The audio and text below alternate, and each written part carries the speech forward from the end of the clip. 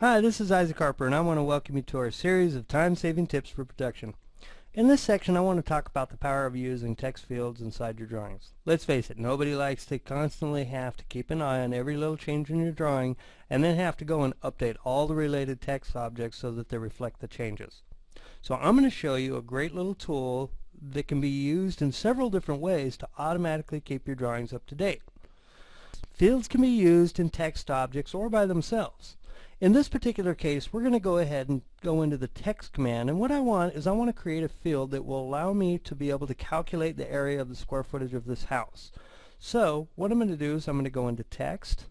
I'm just going to go ahead and use a middle justification, and we'll go ahead and have our height put in there, our rotation angle, and I'm going to go ahead and write in what I want it to say, which is going to be area. Let's put a space between there. Area, space, and now I want my field. From here, if I right-click inside that text box and go to Insert Field, you will notice that there's a large category of things that I can actually go and select. I want to be able to select an object. If I come over to Object Type and hit the Select Object button, I can now select the hatch area, make sure it reads the proper one that you selected, and I can come down here to Area. I want to make sure it's in architectural units, and if I come in here to additional formatting, I'm going to go ahead and change a couple things around. Now I do want to point out a couple things. The current value is actually 541,480. Well, that seems awfully large for square footage. That is because it's actually reading square inches. So that's why I have this conversion factor down here that allows me to be able to see the actual square footage of the building.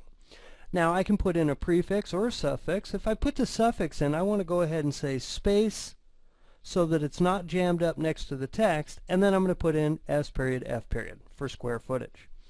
I can specify what type of decimal separators I want, and if I want the commas in the thousands. From here, once I've gone ahead and added that and hit OK, you will notice that it's gone in and added the square footage to that.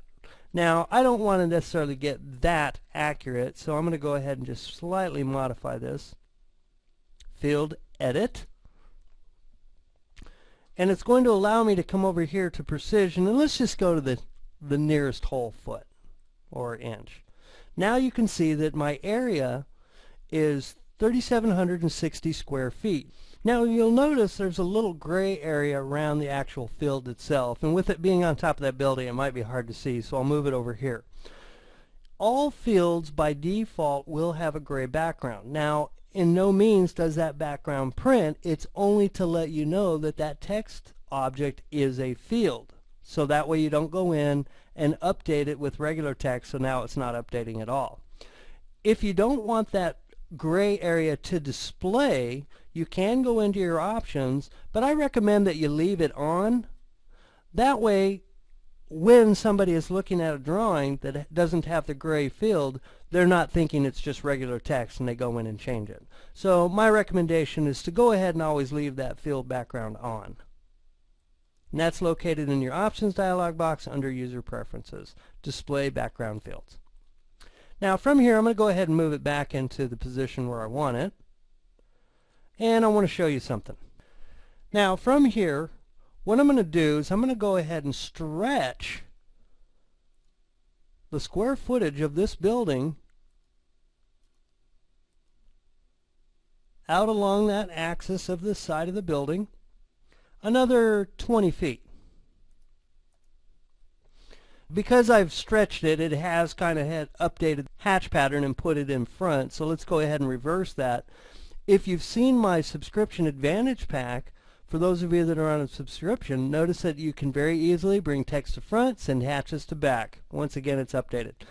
Notice I just stretched that out 20 feet, but I didn't see any change in the number. It's still 3,760. Well, that's because fields only get updated when the drawing gets regenerated. That's when it goes back in and recalculates everything.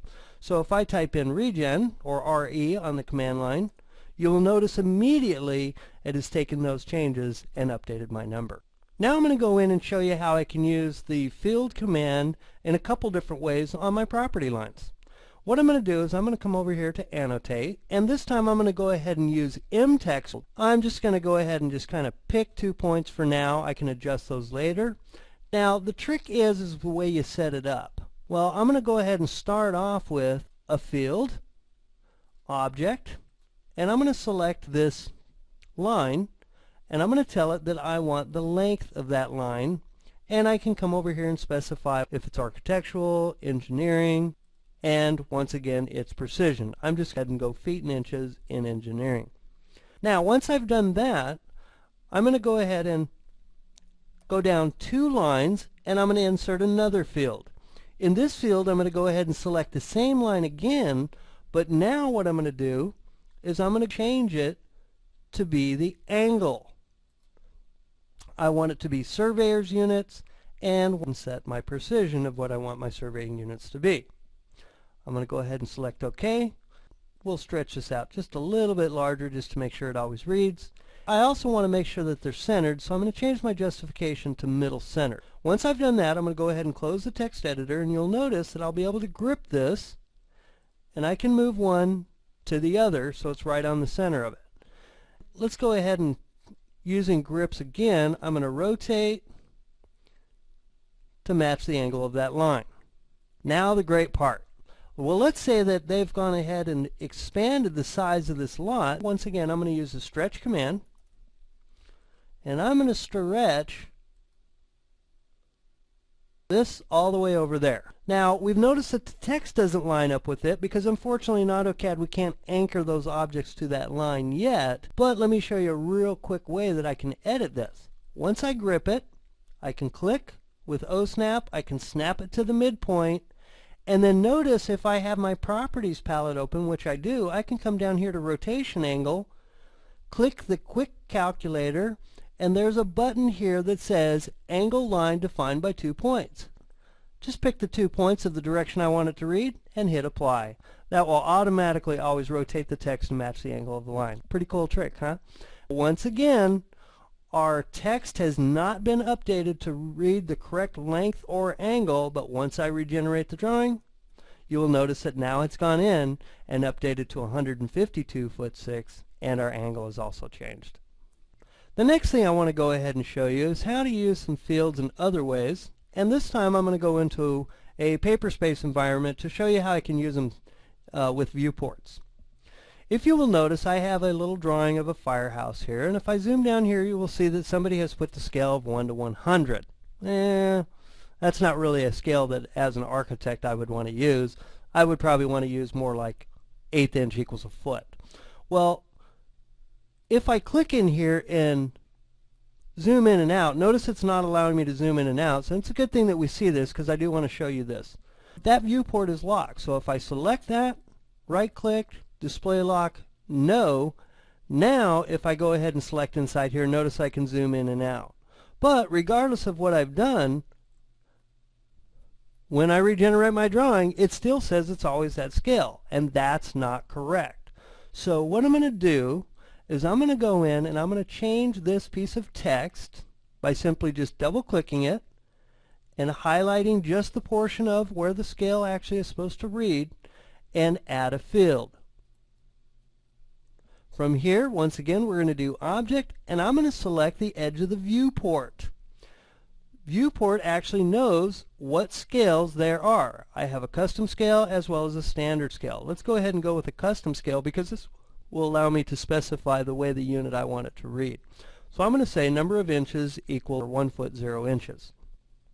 From here, once I go ahead and select OK, you will notice that, well, it's kind of a oddball, but I left it at a weird scale to begin with. I'm going to go ahead and zoom out just a little bit so you can see how I'm going to correct this issue.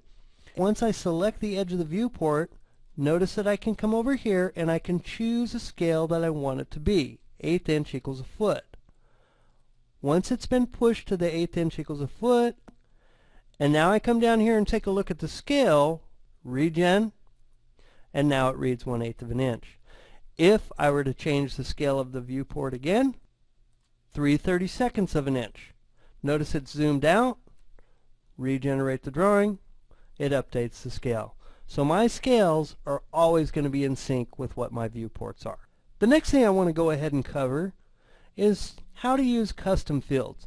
If you'll notice here, I have a general note that's just very basic, talking about my exterior construction and how much of a fire rating to retain.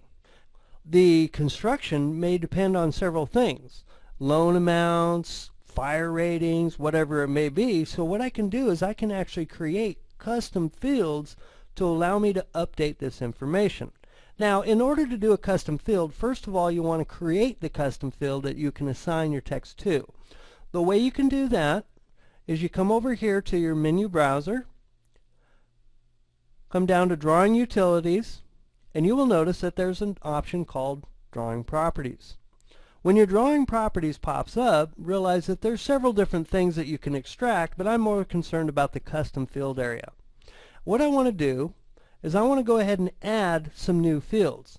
The first field that I'm going to go ahead and add is EXTCONST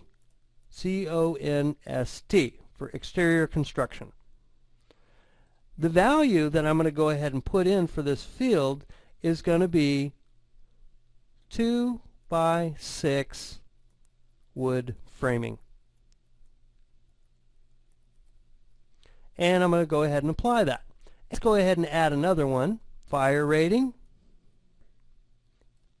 Put that at 2 hours for default. And hit close. Now I'm ready to edit my note. So from here, if I were to go ahead and double click this and open up the text editor, well, the whole portion that might change would be this. So I'm going to replace that with a field. This time I'm not going to do an object, but I'm actually going to go ahead and take a look at all the fields that are available. And if you will notice that I have some extra fields in here called exterior construction as well as fire rating. This particular one is talking about what I want for the exterior construction. Now notice I also have some format. You have a few different choices depending on what your extraction is going to be. I'm going to hit OK, and notice that it's gone in and created that as a field. Now I'm going to go ahead and adjust my hour. Go into field, and let's change this to the fire rating, and I'm going to go ahead and click OK. You've now decided that you need to go ahead and have a 4-hour fire rating, and you want to use an 8-inch CMU wall. Let's go ahead and go back into our drawing properties. And you will notice that I can now come in and edit my fields. And we're going to go ahead and change this to an 8 by 8 by 16 CMU.